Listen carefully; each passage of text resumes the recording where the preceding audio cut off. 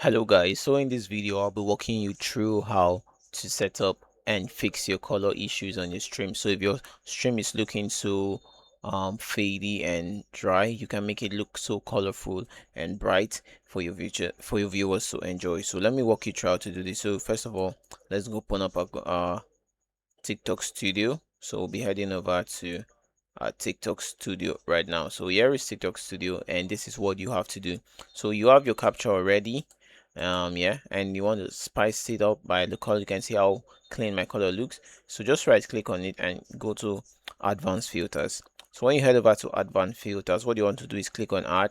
I've done mine already. That's why we have color correction here. When you click on Add, you want to select color correction. So when you select color correction, this will appear. You can copy these settings, or you can also play around with your settings, and this is how to get a cleaner look, a cleaner stream, a cleaner and brighter colors, more detailed colors on your stream. If you have any other questions you would like me to do on concerning TikTok Studio and live streaming, let me know in the comment section. Without no further ado, I'm Koli IQ. I make videos about live streaming, gaming, and every other thing related to tech. So do also hit the subscribe button if you're just finding this channel new, and hope to see you guys in the next video.